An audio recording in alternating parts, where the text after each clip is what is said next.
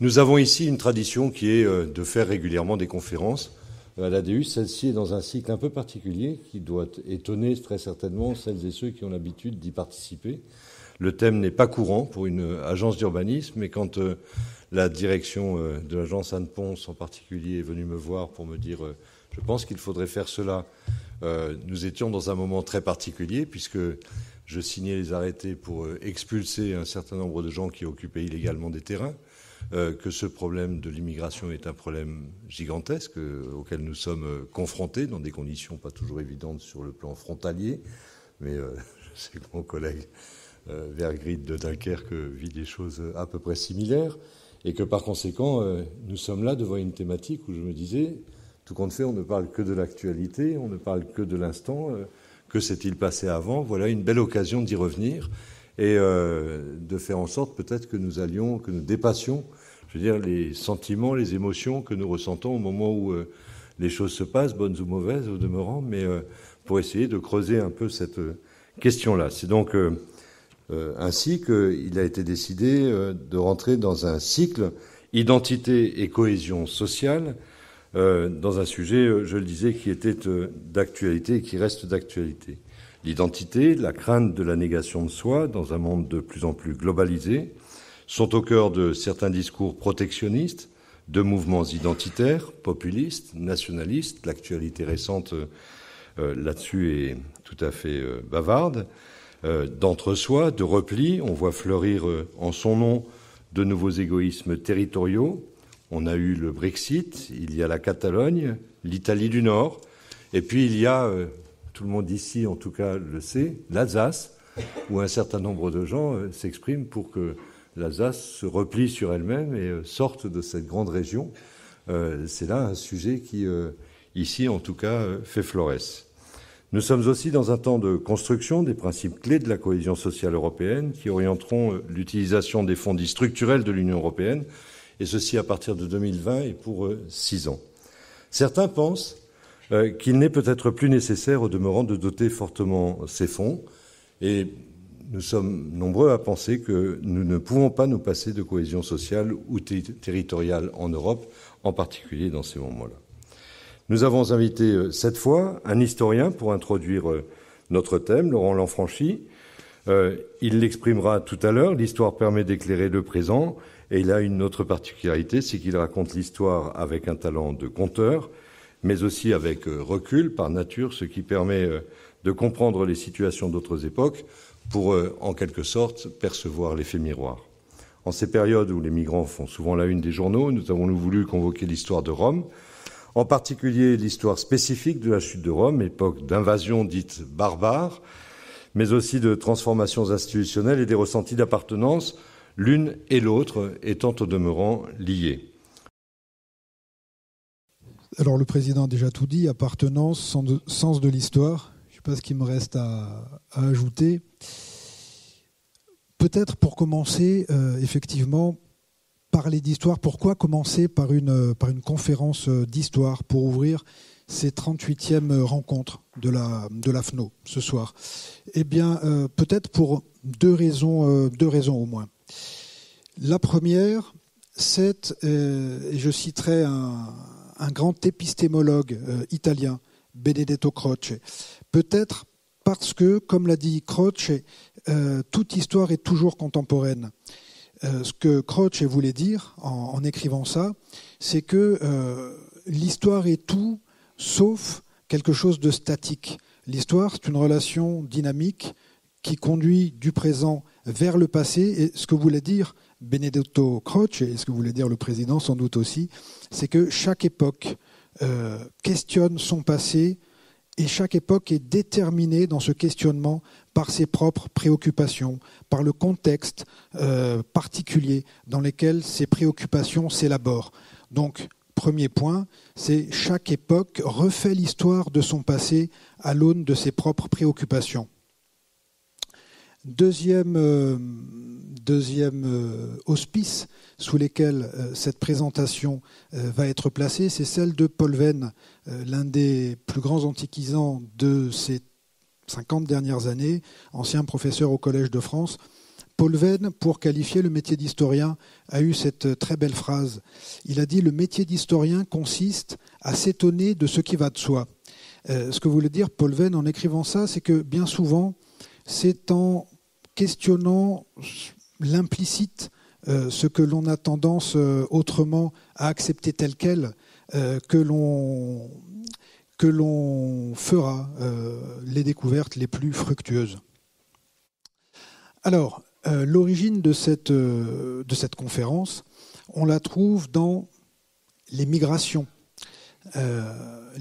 auxquelles l'Europe est confrontée depuis 2 ans. Et tout particulièrement parce que depuis 2 ans, de façon implicite, au mieux explicite, au pire, des journalistes ou des hommes politiques ont comparé ces migrations aux grandes invasions avec ce sous-entendu, de la même manière que les grandes invasions ont conduit à la chute de l'Empire romain, eh bien, peut-être que ces migrations peuvent conduire à la chute, non pas de l'Empire européen qui reste à organiser, mais du moins de la civilisation occidentale. Ce qui nous permet de questionner le passé avec une double approche. La première, puisqu'on part de ce présupposé-là, comme les invasions barbares ont conduit à la chute de l'Empire romain, les migrations actuelles pourraient remettre en cause, saper les fondements de nos sociétés. On peut se poser la question, est-ce que les invasions barbares sont réellement à l'origine de la chute de l'Empire romain ? Et puis, si elles le sont, quel est le lien ? Quelles leçons peut-on en tirer pour comprendre l'actualité ? Alors, il y a une autre question que le président a citée également, c'est celle du sentiment d'appartenance.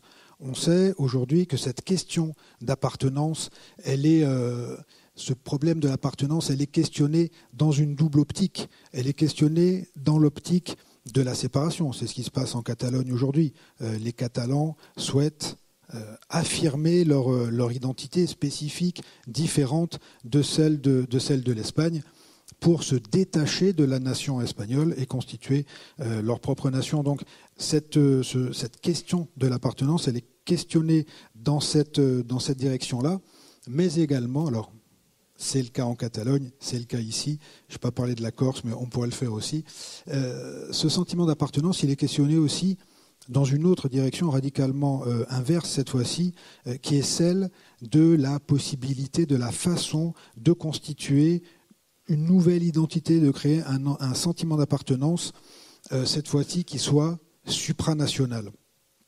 On verra que cette question-là, comme la première, elle est bien évidemment liée étroitement à la question des invasions, des migrations dans l'Antiquité. Alors, avant de parler des migrations, des invasions barbares, peut-être une rapide contextualisation de l'histoire de l'Antiquité gréco-latine. Vous savez que Rome est une ville qui est fondée au 8e siècle avant Jésus-Christ. Cette ville a connu différents régimes. Rome a été dans un premier temps une monarchie, puis une monarchie dominée par les Étrusques, puis une république, puis un empire. Tout ça entre le 8e siècle avant Jésus-Christ et le 5e siècle après Jésus-Christ, donc une très longue histoire.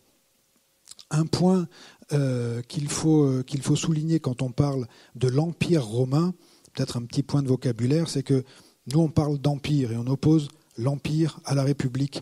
Les Romains employaient le terme d'imperium. L'imperium n'est pas une institution.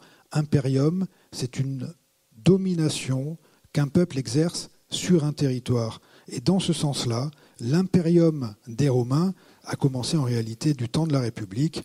Et sans rentrer dans les détails de la longue histoire de Rome, de la Rome ancienne, vous savez que l'imperium des Romains se développe, prend véritablement son essor au IIIe siècle avant Jésus-Christ, à l'occasion des guerres puniques, et qu'en fait, ce qui constitue le territoire qui constitue l'essentiel de l'Empire romain, eh bien, ce territoire, en réalité, est conquis du temps de la République.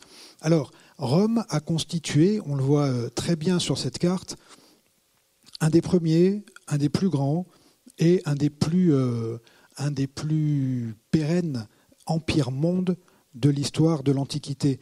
Ce qu'il faut remarquer, ce qu'on voit très bien sur cette carte, c'est que contrairement à la Perse achéménide en vert, à l'Inde des Guptas qui occupaient le nord du sous-continent indien, ou à la Chine des Han qui est fondée par Qin Shi Huangdi au début du IIIe siècle avant Jésus-Christ, l'Empire romain, lui, il est centré, semble-t-il, sur du vide, puisqu'il est centré sur la mer Méditerranée.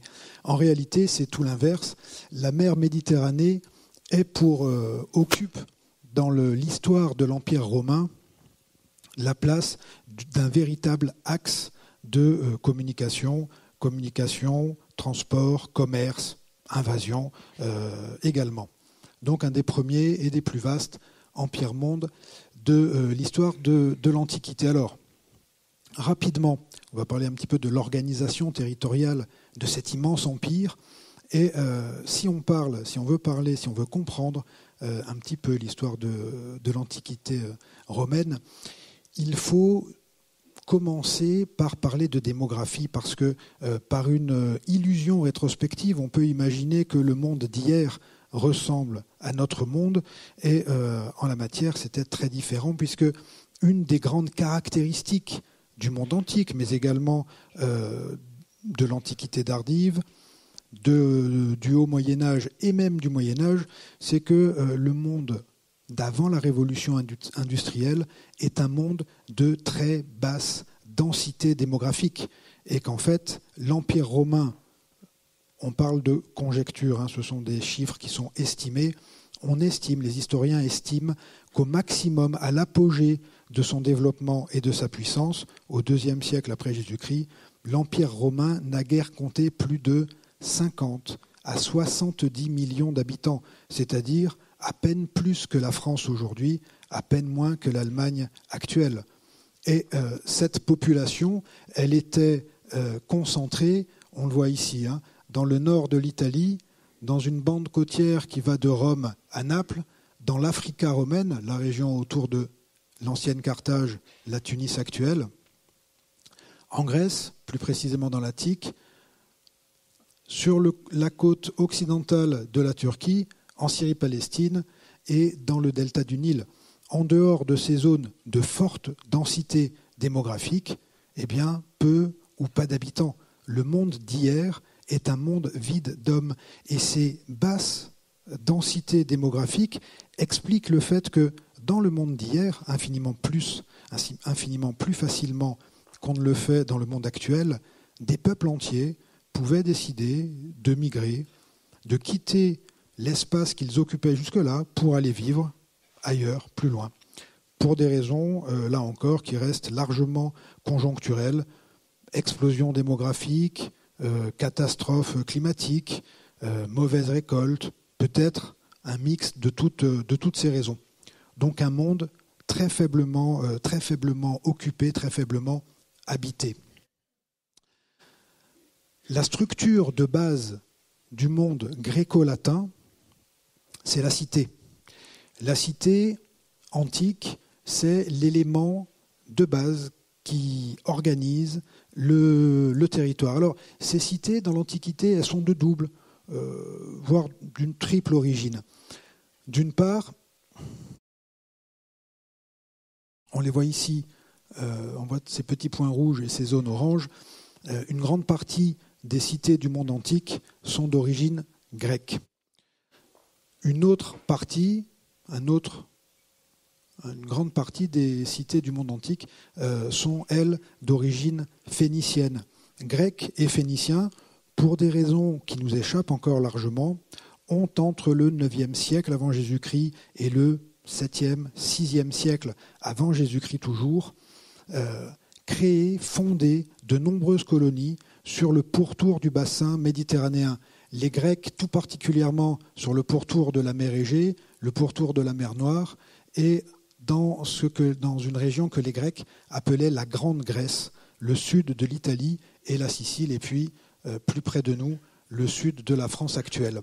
Les Phéniciens, eux, ont colonisé le sud de l'île de Chypre, une partie du littoral de l'actuelle Tunisie et la région de l'ancienne Carthage, Carthadasht, la ville nouvelle, la Sardaigne, les Baléares, le sud de l'Espagne, l'Andalousie, et il contrôlait l'ensemble du détroit de Gibraltar. Et à cette double origine, donc gréco-punique, il faut ajouter, ça n'est pas représenté ici, les cités fondées à la même époque, toujours, 9e, 8e, 7e siècle avant Jésus-Christ, les cités latines et les cités étrusques. Donc la structure de base du monde antique, c'est la cité. Et ces cités sont concentrées tout particulièrement sur le pourtour du bassin méditerranéen. Alors, là encore, il faut se méfier des mots et des projections rétrospectives. Quand on parle, nous, de cité, qu'est-ce qu'on imagine ? On imagine une ville, bien évidemment. Dans le monde antique, cité, le terme de cité a 3 significations. D'un point de vue territorial, une cité, c'est l'ensemble d'un territoire que les Grecs appelaient Kora et d'un chef-lieu urbain que les Grecs appelaient Astu. La cité, c'est donc un chef-lieu urbain et le territoire que ce chef-lieu urbain polarise, exploite, contrôle. Cité peut avoir un deuxième sens. Cité peut être également synonyme simplement de la ville, du chef-lieu urbain, de l'Astu donc. Et enfin, et c'est peut-être la signification la plus importante, et c'est sans doute la signification originelle, et c'est en tout cas la signification primordiale de ce terme-là, une cité désigne, c'est ce qu'on peut lire chez Thucydide quand il nous parle de la cité des Athéniens, ou plus simplement des Athéniens. Une cité désigne une communauté, alors une communauté, pas n'importe laquelle, une communauté de guerriers, une communauté d'hommes adultes qui peuvent ensemble se défendre, conquérir de nouveaux territoires et qui, ensemble, débattent des choix qui doivent présider au destin de leur communauté. Donc.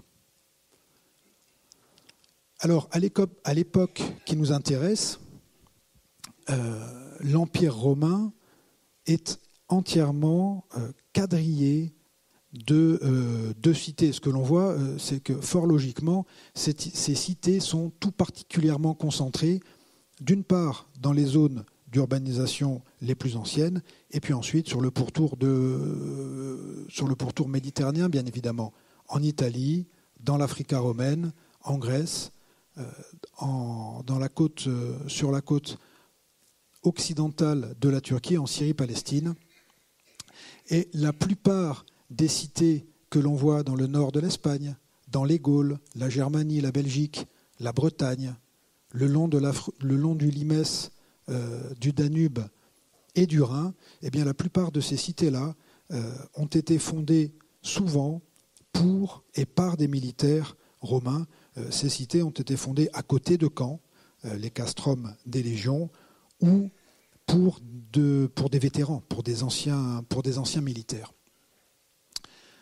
Au IVe siècle après Jésus-Christ, l'époque où se déroulent les faits dont on va parler, l'Empire est organisé, la structure de base de l'Empire, c'est donc la cité, et sur ces cités, l'Empire a développé une organisation administrative et territoriale particulière.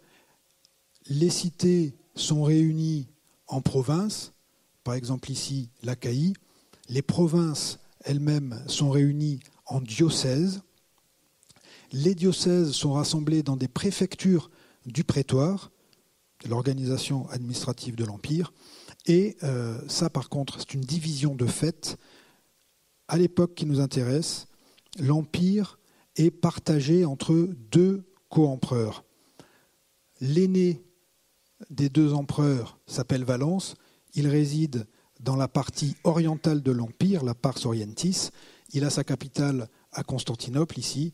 Et son frère cadet, Valentinien, nomadise entre Milan, Mediolanum, et Trèves, à Augusta, Treverorum.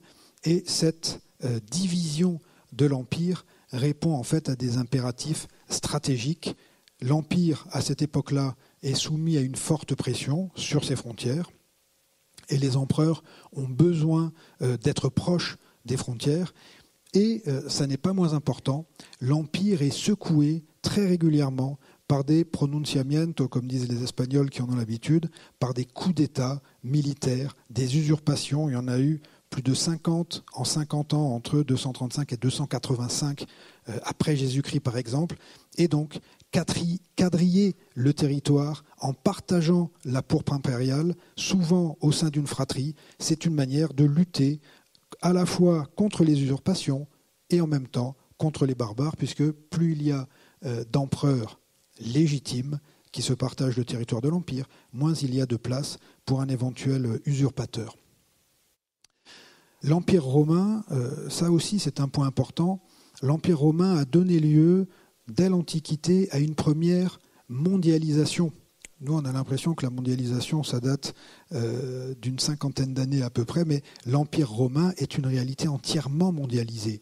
C'est un système complexe, intégré, qui a donné lieu, par exemple, du point de vue économique, à des spécialisations régionales qui se traduisent par des productions, spécialisation régionale, production de masse, standardisation des produits, abaissement des coûts et exportation massive.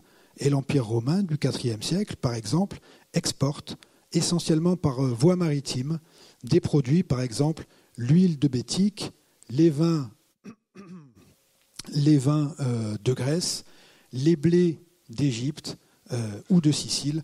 L'Empire romain exporte, chaque région spécialisée exporte dans les autres régions de l'Empire ses productions. Le fait que l'Empire romain ait été intégralement mondialisé, et à ce propos, Paul Venn a une belle image. Il dit que dans l'Antiquité gréco-romaine, dans l'Antiquité mondialisée gréco-romaine, eh bien, on peut comparer cette situation à la situation de notre monde actuel.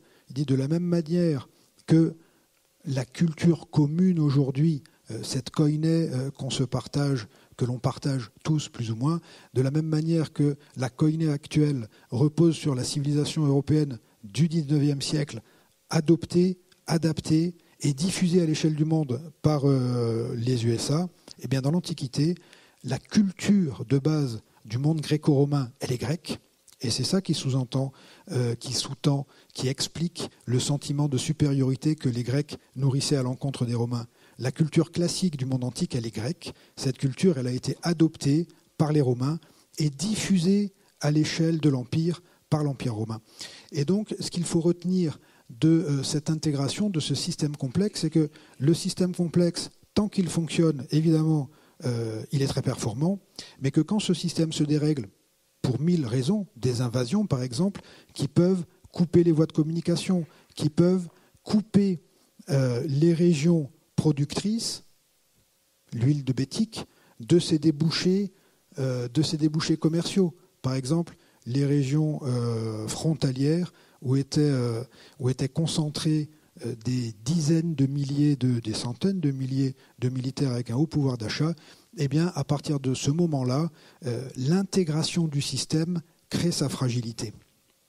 Et ça a fait l'objet d'un bel ouvrage d'un historien anglais qui s'appelle Ward Perkins, qui a publié un bouquin sur la chute de l'Empire de Rome, sur la chute de l'Empire romain il y a quelques années. Bref, l'Empire romain était mondialisé à l'échelle du bassin méditerranéen. Alors, je vous le disais tout à l'heure, pour quitter le domaine de l'organisation territoriale et pour parler un petit peu de politique et de sentiment d'appartenance, une cité, c'est peut-être avant tout une communauté, pas n'importe quelle communauté. Une cité, c'est une communauté on dit soldats paysans, de guerriers paysans. Vous savez que dans le monde grec, contrairement à notre monde actuel, c'est la paix qui est un événement étrange qui vient interrompre de temps en temps de grandes périodes de guerre. Eh bien, le citoyen, avant toute chose, c'est un paysan et c'est un soldat. Et c'est la raison pour laquelle, dans la cité antique, le citoyen, c'est un homme adulte en âge de porter les armes. Et cette définition, elle est importante. Un homme adulte en âge de porter les armes. Du coup, on a là l'illustration de quelques images qui nous montrent ce qu'était la cité athénienne au 5e siècle avant Jésus-Christ. Vous savez qu'Athènes est le meilleur exemple de démocratie radicale dans l'Antiquité. Dans une démocratie radicale comme l'était la démocratie athénienne, il est vrai que 100% des citoyens participaient à la vie de la cité. L'intégralité, la population civique d'Athènes était divisée en 4 classes.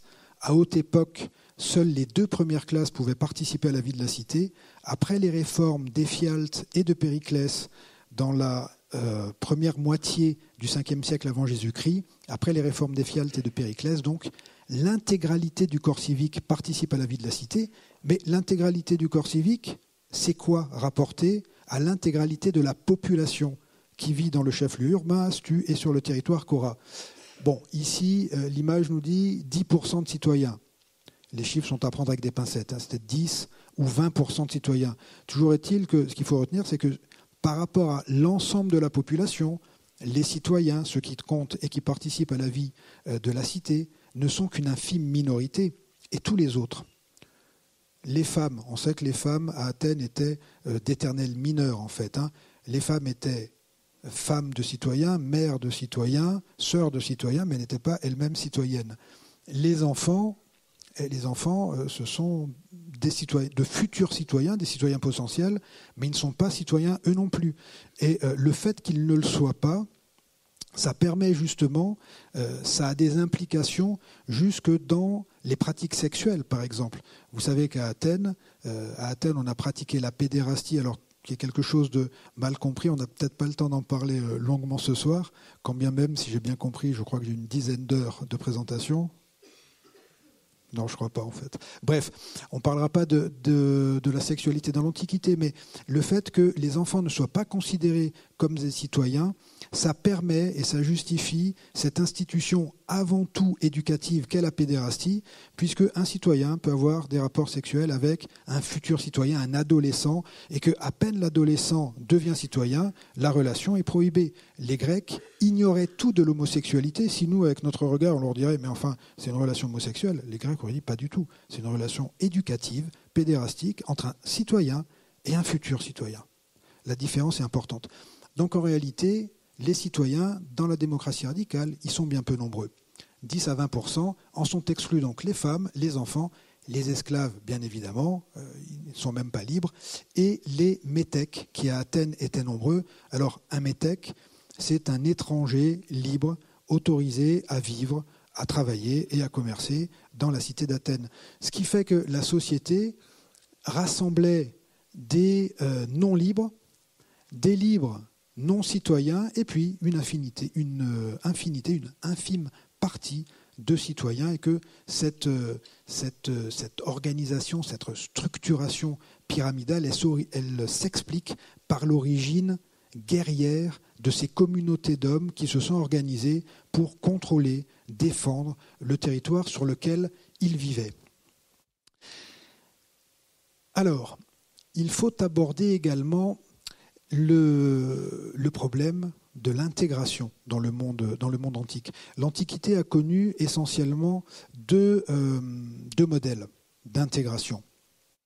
Le premier, c'est le modèle d'Athènes, qui est en fait un modèle très peu intégrateur. Alors, la conception athénienne de l'intégration, on peut l'approcher par le mythe. Que nous disent les mythes de fondation d'Athènes ? Les mythes de fondation d'Athènes nous disent que cette cité a été fondée par Thésée, on le sait, mais également par Cécrops. Cécrops, le dieu à corps de serpent. Or, le serpent, chez les Grecs, c'est l'animal autochtone, généré par le sol, généré par la terre. Cécrops, c'est le dieu autochtone par excellence. Et que voulaient dire les Athéniens quand ils nous disent qu'ils descendent de Cécrops? C'est bien tout simplement que les Athéniens sont générés par la terre brûlée de l'Attique et qu'ils sont ontologiquement liés à leur sol. Et on imagine que des gens qui entretiennent cette relation avec leur terroir, avec leur territoire, on imagine qu'ils ne sont pas forcément extrêmement ouverts aux autres. Et l'histoire le montre. Vous savez qu'après les guerres médiques, Athènes a conquis un vaste empire qui n'a pas eu, et pour cause, le destin de l'Empire romain. Athènes donc a constitué un vaste empire qui reposait sur sa puissance maritime, sur la thalassocratie athénienne. Et particularité de l'empire athénien, c'est que les Athéniens n'ont jamais partagé leur citoyenneté avec ce que Thucydide appelle leurs alliés summakoi, qui étaient en réalité, nous dit-il dans la phrase d'après, des sujets hypékoi. Et l'empire colonial d'Athènes était durement exploité, sans aucune perspective d'intégration, durement exploité au seul bénéfice d'Athènes. Que s'est-il passé au moment de la guerre du Péloponnèse, guerre longue et massacrante, comme aurait dit Brassens, qui oppose les Athéniens aux Spartiates? Quand Athènes s'est trouvée en difficulté, eh bien, ces sujets si durement exploités, qui devaient acquitter de très lourdes contributions, qui n'étaient pas tout à fait volontaires, pour embellir Athènes, eh bien, dès qu'ils en ont eu l'occasion, les sujets se sont détachés d'Athènes et l'empire athénien a croulé en quelques années. Les mythes de fondation de Rome sont radicalement différents, puisque le génie de Rome, le génie de l'Empire romain, ce qui explique la pérennité de l'Empire romain, c'est que le génie des Romains, c'est de faire de l'autre un autre soi-même. Et cette ouverture de Rome, elle est inscrite dans l'ADN de la cité, elle est inscrite dans ses mythes d'origine. Les mythes de la fondation de Rome nous disent, vous le savez, que Rome a été fondée par deux jumeaux, Romulus et Rémus, qui ont été haletés par une louve. En romain, en latin, lupa, bien évidemment, ça désigne ce charmant quadrupède plein de mamelles qui peut allaiter des jumeaux perdus. Lupa, en latin, ça désigne aussi la prostituée. Et dès les mythes, et les Romains en étaient très conscients, c'est une lecture qui remonte à l'Antiquité, cette vision du terme lupa. Que nous disent les Romains? Tout simplement que les deux fondateurs de Rome sont deux beaux-fils de lupa, c'est-à-dire pas du tout des descendants de dieux à queue de serpent, pas du tout des gens qui sont générés par le sol, par le sol sur lequel ils habitent, mais des réprouvés, des gueux, des réprouvés, des gens qui viennent de nulle part en fait. Mais il y a mieux. Alors vous savez qu'après avoir été haletés par cette lupa, Romulus et Rémus décident de fonder Rome. Vous connaissez l'histoire. Rémus a la bête idée de franchir le Pomerium, l'enceinte sacrée que traçait son frère avec une charrue. Romulus est obligé de tuer son frère donc pour ça. Et après avoir oxy Rémus, Romulus se rend compte que sa cité n'est que fort peu peuplée en fait. Et Romulus va chercher à étoffer la population de sa ville. Et que fait-il pour ça? Il ouvre un asylum. Un asylum, c'est la possibilité à tous les repris de justice du canton, à tous les voleurs de chèvres, à tous les voleurs de vaches, à tous les gros barbus patibulaires, de venir à Rome, dans cet asylum, et d'obtenir la citoyenneté romaine. Alors, ça fonctionne. Rome se peuple assez rapidement, nous dit la légende, racontée par Tite-Live, d'une bande de mecs patibulaires. Le problème, c'est qu'il n'y a pas de femmes. Et les Romains vont taper à la porte de leurs voisins en disant « Bonjour, nous sommes les Romains, nous avons créé une nouvelle cité sur les bords du Tibre. Il n'y a que des garçons à la maison, on voudrait épouser vos sœurs, vos filles, vos mères si elles sont encore jeunes. » Et les voisins répondent avec un petit peu d'humour « Ouvrez un asylum pour femmes », ce qui évidemment ne se faisait pas. Donc les Romains ont une idée particulièrement retorse. Ils décident d'organiser une grande fête à laquelle viennent les plus crétins de leurs voisins, les Sabins, et sans armes évidemment, et à peine les Sabins s'installent-ils sur les gradins que leur désignent les Romains, hop, les Romains arrivent armés, casqués de pied en cap, leur piquent leurs femmes, avec lesquelles ils conçoivent les descendants qui ont peuplé, qui ont offert un avenir à la ville. Alors, qu'est-ce qu'il faut retenir de la légende? C'est que la ville est fondée par deux fils de lupa, qu'elle est peuplée par une bande de malfrats qui ont piqué les femmes des voisins. Alors, si ça ne traduit pas l'ouverture de cette cité sur les autres, je ne sais pas ce que ça traduit. Ça, c'est la légende. On a des documents historiques qui nous attestent de la capacité des Romains à concevoir l'importance politique de l'intégration. Ce document historique, qui est conservé au musée gallo-romain de Lyon, à Fourvière, s'appelle les tables claudiennes. Que sont les tables claudiennes ? Les tables claudiennes sont une copie d'un discours que l'empereur Claude a tenu devant le Sénat au début des années 40 du 1er siècle après Jésus-Christ. Que dit Claude en substance aux sénateurs ? Il leur dit, pères conscrits, voilà à peu près un siècle que le divin Jules a conquis ces barbares de Gaulois. Ces gens-là se tiennent remarquablement tranquilles, ils ne se sont jamais révoltés, ils payent l'impôt. Je pense que ce serait judicieux d'intégrer parmi nous, parmi les sénateurs donc, les plus éminents aristocrates des Gaules. Immédiatement, une partie des sénateurs se récrie avec des hurlements d'orfraie. Des Gaulois parmi nous, mais quelle idée ! Regarde, Claude, ils portent des braies, certains des moustaches, ils parlent mal le latin, qu'est-ce qu'on va intégrer ces gens-là parmi nous ? Et Claude leur explique, il leur dit, ça fait un siècle qu'ils se tiennent tranquilles, alors c'est vrai que ça fait un siècle qu'on n'a pas eu de problème militaire, mais si on ne les intègre pas, si, en gros, on ne leur ouvre pas la porte de la maison, le jour où on a un problème, ils ne seront pas à côté de nous, ils seront en face de nous. Pensez à l'histoire d'Athènes.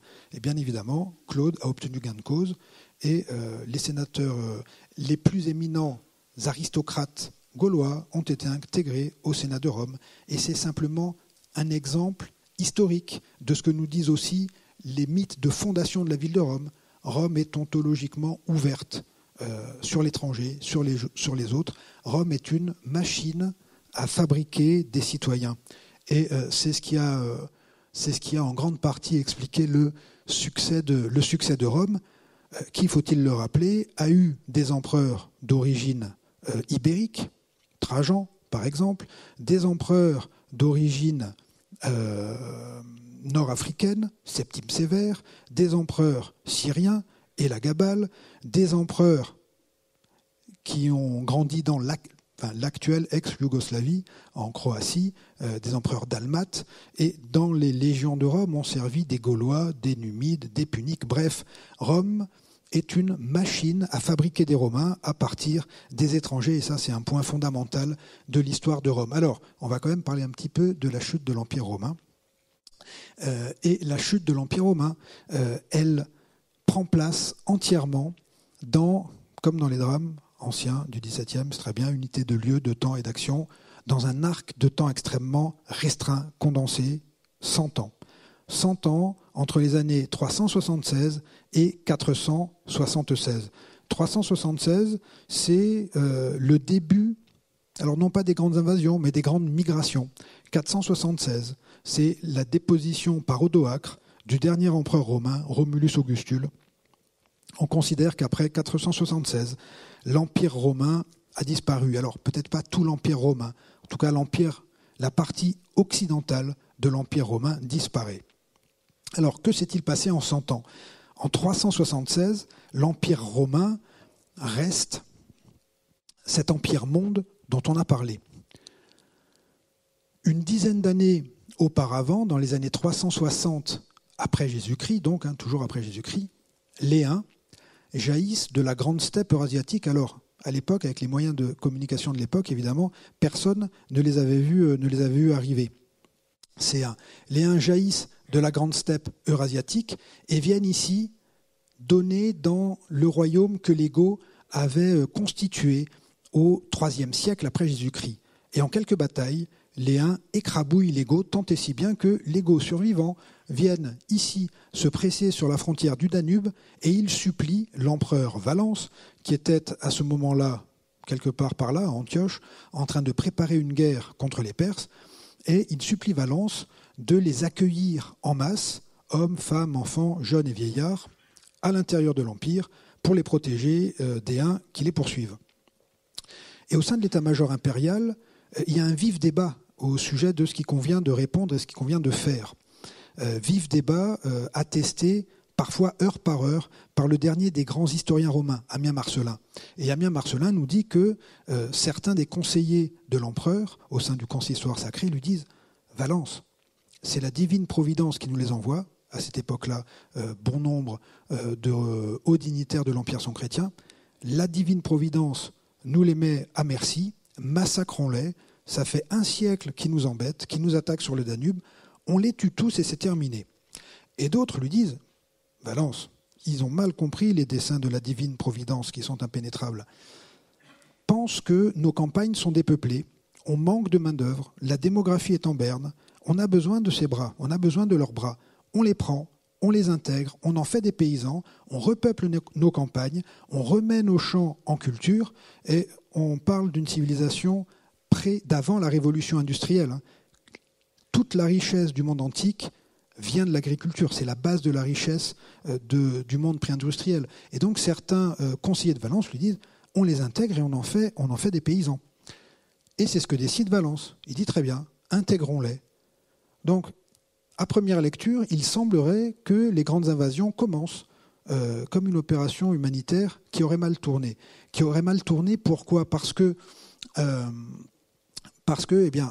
l'Empire romain de l'époque ressemble beaucoup plus à la Turquie, à l'Empire ottoman du XVIIe siècle qu'à nos démocraties actuelles. L'Empire romain est une superstructure, on en reparlera, corrompue.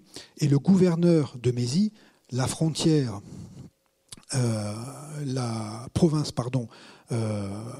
dans laquelle les Goths doivent être accueillis, le gouverneur de Mésie applique bien la première directive de l'empereur.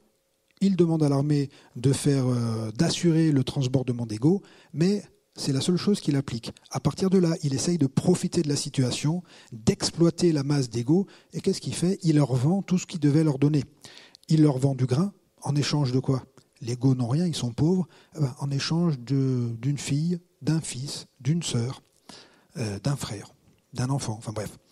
Il leur vend du grain, il leur vend, contre la même monnaie d'échange, le droit de conserver leurs armes, et pour exploiter cette masse réduite à sa merci le plus longtemps possible, il ne les sépare pas, il ne les divise pas, et il ne les expédie pas dans les provinces balkaniques où les Goths devaient être envoyés pour cultiver.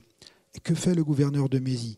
Il crée les conditions d'une véritable explosion qui ne manque pas de survenir quelques mois seulement après que les Goths aient été accueillis au sein de l'Empire où ils devaient être sauvés et en réalité où ils ont été si durement maltraités. Alors, sans rentrer dans les détails, parce que l'histoire est intéressante et encore une fois très bien documentée par le récit extrêmement détaillé d'Ammien Marcellin, mais toujours est-il que le gouverneur laisse pourrir la situation pendant 2 ans, 2 longues années. D'abord, il ne veut pas avouer à Valence qu'il a complètement raté l'intégration des Goths. Il essaye de régler le problème tout seul avec les maigres forces dont il dispose. C'est un échec cuisant, tant et si bien que 2 ans plus tard, l'empereur Valence est obligé de se présenter avec l'intégralité du corps de bataille de la partie orientale de l'Empire romain, corps de bataille qui avait été rassemblé pour aller faire la guerre aux Perses sassanides.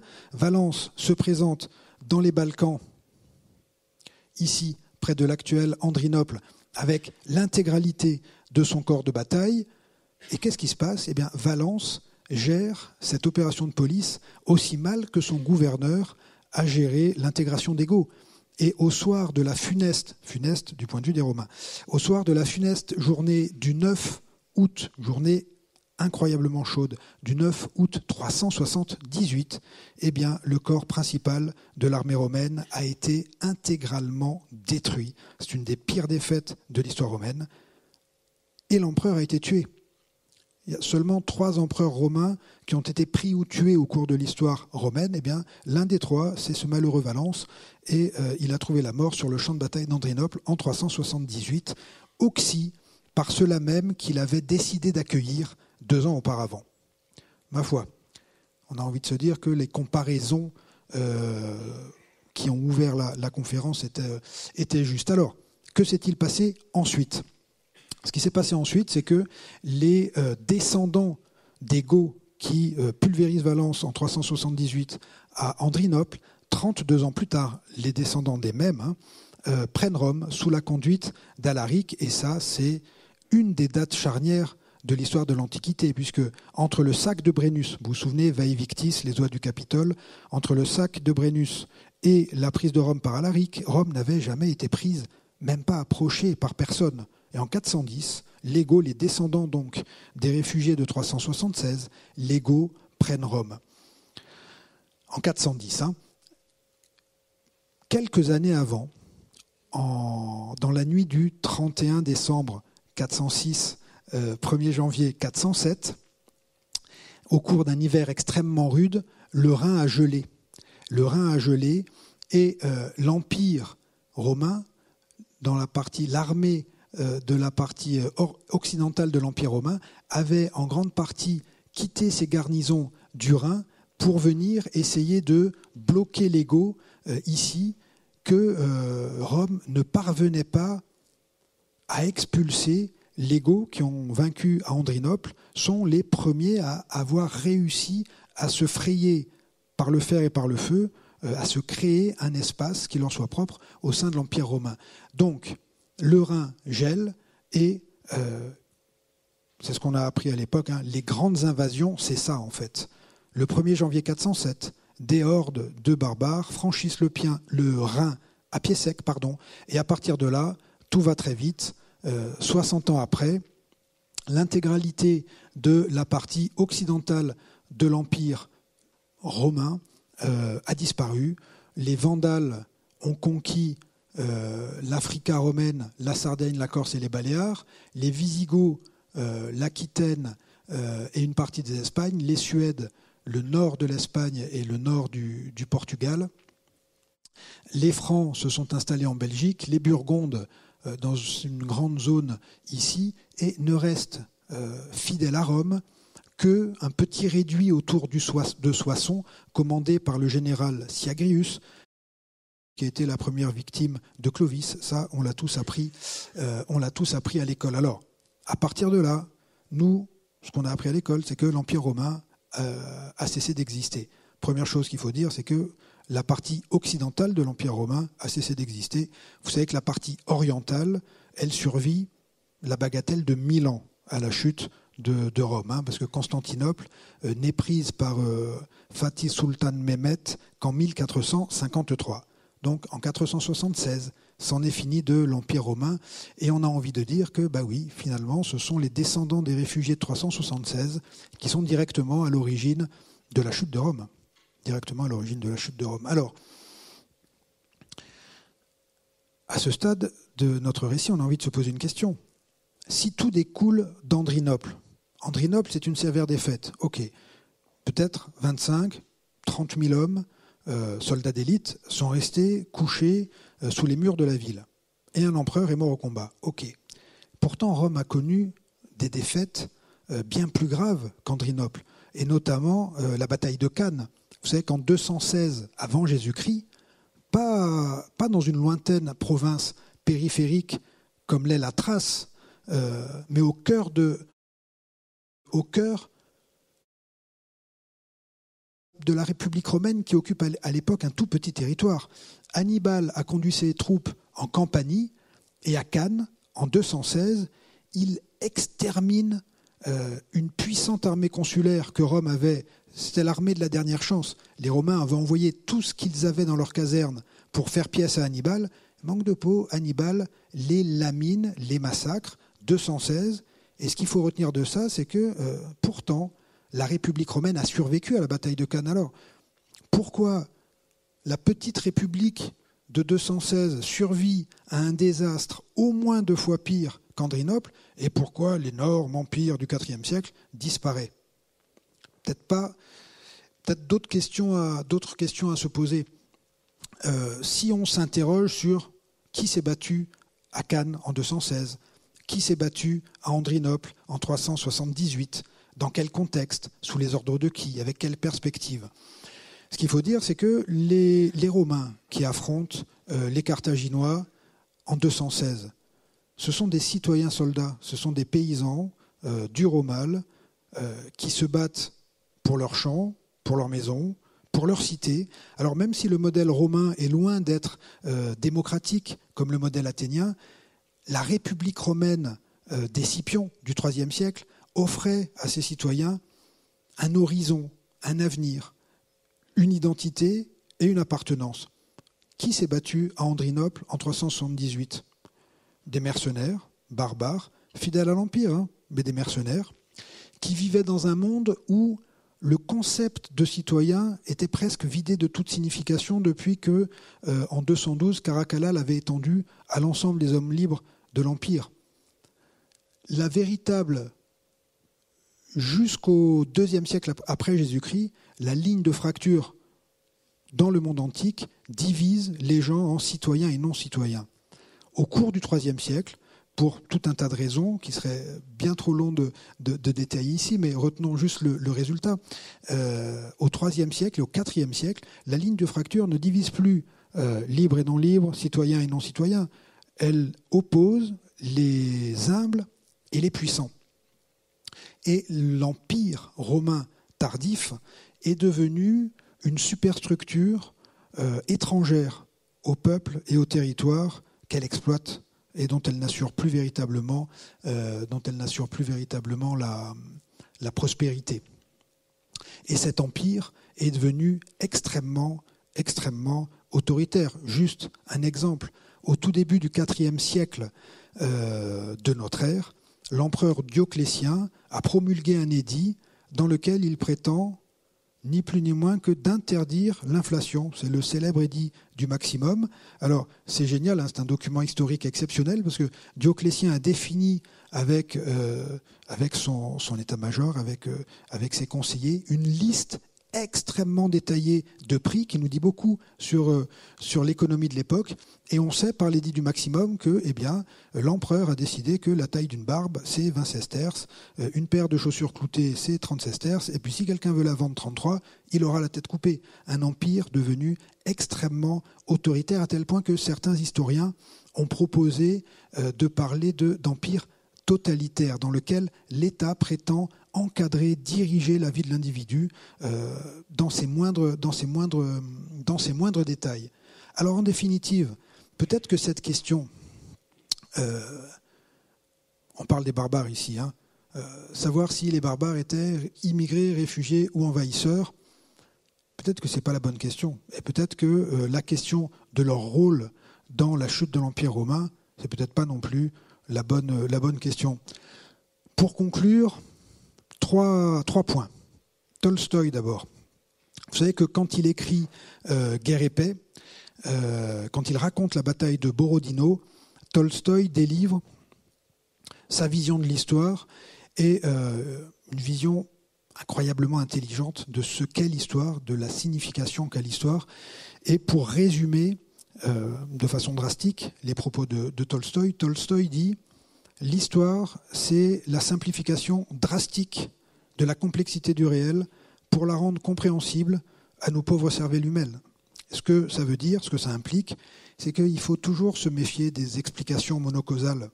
Les barbares ont causé la chute de l'Empire romain. C'est un petit peu simple, alors on le comprend très bien, mais on perd sans doute une grande partie de l'explication. La deuxième, c'est Marx.